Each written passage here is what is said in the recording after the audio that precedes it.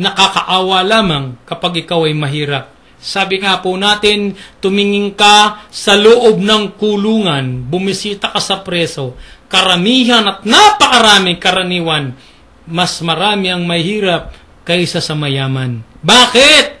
Yung po ang tanong, sapagkat hindi pantay ang tingin ng batas.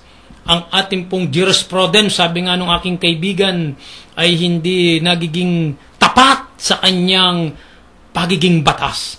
Kung magiging tapat lamang sana, hindi po mangyayari ang ganito. Kaya ang sabi ng Panginoon sa panghulihan, sabi po niya, paggalang na handog sa akin ang bayan ko'y paimbabaw lamang. Sumusunod, nagbabasa, nagtuturo ng banal na kasulatan, subalit sa kanilang puso ay hindi bumubukal ang tunay na kahulugan ng salita ng Diyos.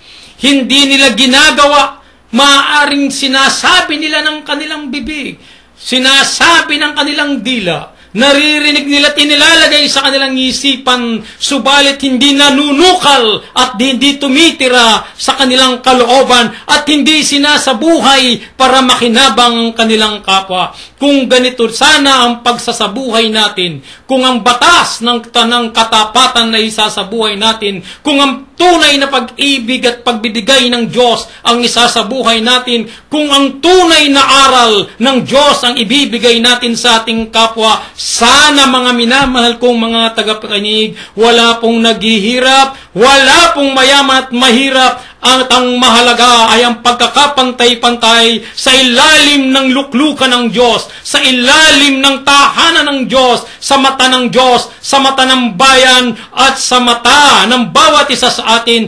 Tayo'y iisa sapagkat we are a communion of communities. Tayo pong lahat mga kababayan at pinamahal kong tagapakinig, pantay-pantay ang pag-ibig na ibinibigay sa atin ng ating Panginoong Diyos.